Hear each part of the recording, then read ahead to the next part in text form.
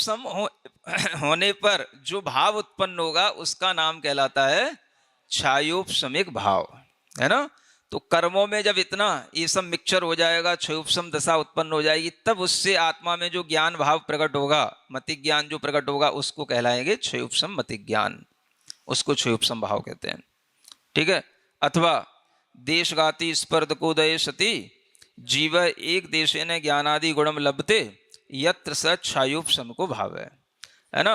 अगर आपको ये पहली परिभाषा कठिन लगी हो, समझ ना आई हो, तो अब सिंपल रूप में जो है इसको एक लाइन में आप समझ सकते हो, है ना। जब भी जीव थोड़ा सा भी ज्ञानादि गुण प्राप्त करता है तो उसके लिए आप समझ लेना कि वो देशघाती स्पर्धकों का उदय होने पर करता है। जीव में जो ज्ञानादि प्रकट हो रहा है किसके कारण से? देशघाती स्पर्धकों के उदय से हो रहा है ना। बस इतना जान लो। तो जहां पर देशघाती स्पर्धकों का उदय हो जाए वहीं पर क्षयोपम भाव बना लेना आप। चलो, एक सिंपल सी बात ये आपको बता दी, है ना। क्या बोला? जहां पर देशघाती स्पर्धकों का उदय हो, देशघाती स्पर्धकों का उदय होने पर ही क्षयोपम भाव होगा, क्योंकि सर्वघाती स्पर्धकों का उदय होने पर तो औदैहिक भाव हो जाएगा। तो जहां कहीं पर भी आपको क्षयोपम वाली चीजें मिले, समझ लेना वहां पर देशघाती स्पर्धकों का उदय है। जैसे ज्ञान में बताया, मतिक ज्ञान, श्रुत ज्ञान, है ना, कोई भी अवधि ज्ञान, जब तक क्षयोपम वाले रहेंगे ये सब में क्या होगा? देशघाती स्पर्धकों का उदय रहेगा। और यहां तक कि जैसे सम्यक प्रकृति है वो भी क्षयोपम सम्यक तो कहलाता है। तो उसमें भी क्या है? यही है, देशघाती स्पर्धकों का उदय है। ये जो सम्यक प्रकृति है ये अपने आप में क्या है? देशघाती प्रकृति है। देशघाती स्पर्धकों के साथ उसका उदय होगा तो क्षयोपम सम्यक दर्शन बनेगा। तो इसलिए ये सिंपल सी एक लाइन में ये परिभाषा उचित है कि जहां पर देशघाती स्पर्धकों का उदय आपको दिखाई दे, समझ लेना वहां पर क्षयोपम भाव है। सम्यक तो हो तो सम्यक संबंधी, ज्ञान हो तो ज्ञान संबंधी, चारित्र हो तो चारित्र संबंधी, क्षयोपम भाव सबके अलग अलग बनते हैं, है ना। जो क्षयोपम भाव तत्वार सूत्र में बताए गए ना, कितने? 19 18 होते हैं। हाँ, 18 क्षयोपम भाव होते हैं। उन सब में ये घटित करके देखना, सब में देशघाती स्पर्धकों का आपको उदय होने पर ही सब में ये क्षयोपम भाव घटित होगा, है ना। तो इतनी सी एक परिभाषा याद रखना, जहां पर क्षयोपम भाव होगा वहां पर देशघाती स्पर्धकों का उदय होने पर ही होगा। ये यहां पर शॉर्ट में आपको बता दिया। तेन किम सिद्धम, इससे आप क्या सिद्ध करना चाह रहे हैं?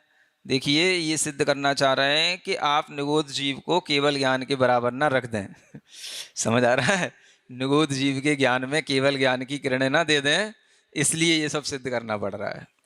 तो पूर्वोक्त सूक्ष्म निगोद जीवे ज्ञानावरणी देशघाती स्पर्धकोदय सति एक देशेन ज्ञान गुणम लभ्यते तेन कारणेन तच्छायोपम ज्ञानम न च छायकम कस्मात एक देश उदय सद्भावात इति। जो हमने पहले सूक्ष्म निगोद जीव की बात कही है, लब्धि पर्याप्तक सूक्ष्म निगोद जीव की बात कही है, उसमें ज्ञानावरणी कर्म के देशघाती स्पर्धकों का उदय चल रहा है श्रीमान जी, है ना। वो निरावरण है, नित्य उद्घाटित है, ये तो सब ठीक है, लेकिन ये जानना कि उसमें भी ज्ञानावरणी मति ज्ञानावरणी कर्म के देशघाती स्पर्धकों का उदय है। इस कारण से उसमें एक देश व ज्ञान गुण प्रकट हो रहा है, थोड़ा सा ज्ञान उसमें अभी भी प्रकट हो रहा है। वो ज्ञान मतिक ज्ञान है, जिसके कारण से वह ज्ञान अभी भी क्षयोपम ज्ञान ही कहा जाएगा। निरावरण होने से उसे छाय ज्ञान मत कह देना, इसलिए इतनी कहानी हमें बनानी पड़ी। समझ आ रहा है? क्षयोपम और छायक की परिभाषा इसलिए हमें यहाँ पर देनी पड़ी, ये कहने का मतलब है। तो वो ज्ञान भी कैसा है?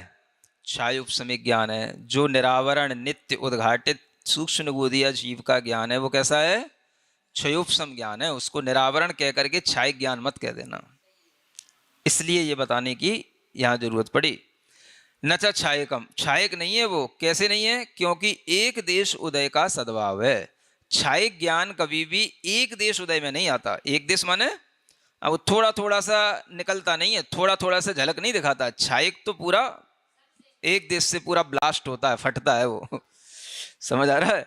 तो क्षायिक ज्ञान पूरा ज्ञान होता है, उसमें थोड़ा थोड़ा काम नहीं चलता है। बाकी क्षुप्सम ज्ञान है, वो थोड़े थोड़े से अपना काम चला लेते हैं। भाई आपके पास थोड़ा ज्ञान है, आप थोड़े ज्ञान में काम चला लोगे, है ना? किसी के पास और थोड़ा ज्ञान है, वो भी और थोड़े ज्ञान में काम चला लेगा। एक इंद्रिय निगोद जीव के पास और ही थोड़ा ज्ञान है, सबसे थोड़ा ज्ञान है, वो उसमें भी काम चला लेगा। लिए थोड़े थोड़े ज्ञान से सबके काम चल रहे हैं। क्षुप्सम ज्ञानियों के ज्ञान कैसे हैं? थोड़े थोड़े ज्ञान से काम चलाने वाले हैं। तो क्षायिक ज्ञान कभी थोड़ा नहीं होता, समझ आ रहा? हाँ हाँ, या तो वो बिल्कुल 0 डिग्री पर रहेगा, या बिल्कुल वो 100 डिग्री पर आकर के ही अपीयर होगा। वो बीच में उसका कोई परसेंटेज नहीं होता कि भाई क्षायिक ज्ञान 55% आ गया, 35% आ गया। ये क्षायिक में नहीं होता। ये सब जो परसेंटेज बनती हैं, ये क्षुप्सम ज्ञान में बनती हैं। समझ आ रहा है? तो क्षायिक ज्ञान एकदम से पूर्ण ज्ञान, सर्व ज्ञान, कोई आवरण नहीं, कोई उसके ऊपर किसी भी तरह का आच्छादन नहीं। तब जो ज्ञान प्रकट होता है वो एक रूप होता है, उसमें अलग अलग कोई डिवाइडेशन नहीं हो सकते, उसमें परसेंटेज नहीं होती। 100% बिल्कुल, जैसे आपकी 400 वोल्ट पर जो है ना, जब मरकरी जलती है, बिल्कुल 400 वाट की पूरी जब जलेगी। कुछ ऐसे भी होते हैं ना, ये लाइट वाले सिस्टम जो जलेंगे तो पूरे वोल्टेज पर जलेंगे, नहीं तो बिल्कुल नहीं जलते। ऐसे भी कुछ मरकरी वगैरह होती हैं कि ये हाई वोल्टेज पर पूरे वोल्टेज पर ही जलेंगी। अगर मान लो कम वोल्टेज है तो वो जलेंगी नहीं, वो बल्ब नहीं है। समझ आ रहा? बल्ब तो फिर भी वोल्टेज थोड़ा है तो कम जल गया, धीमे धीमे भी जलता रहेगा, कम वोल्टेज पर डिम भी बना रहेगा। कुछ ऐसी भी चीजें होती हैं जो पूरे वोल्टेज पर ही उठती हैं। कोई ऐसी मशीनें होती हैं जो पूरा वोल्टेज दिया जाएगा तभी उठेंगी, अगर वोल्टेज थोड़ा भी कम रहा तो वो उठेंगी नहीं मशीन। हाँ हाँ, एसी मोटर। हाँ, आपकी कुछ गाड़ियां भी ऐसी होती हैं समझ आ रहा है ना? हाँ, जब उनमें पूरा वोल्टेज पूरा किक दिया जाएगा, जब पूरी उसमें जर्क आएगी तो ही वो चलेगी, नहीं तो थोड़े थोड़े से काम नहीं चलता तो जो थोड़े थोड़े से काम चलाए उसका नाम है क्षयोपशम। और जो फुल वोल्टेज पर बस एक ही तरह का, हाँ, उसमें कुछ भी आप रेगुलेट नहीं कर सकते, उसको कम ज्यादा नहीं कर सकते उसकी लाइट को, उसका नाम है क्षायिक ज्ञान। तो ये क्वालिटी भेद समझो आप। क्षायिक ज्ञान में कम ज्यादा नहीं होता, कम ज्यादा जहां हो वो कौन सा? वो क्षयोपशम ज्ञान है ना?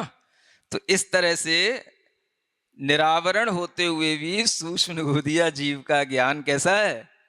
क्षयोपशम ज्ञान है, क्योंकि उसमें एक देश उदय चल रहा है ज्ञान का।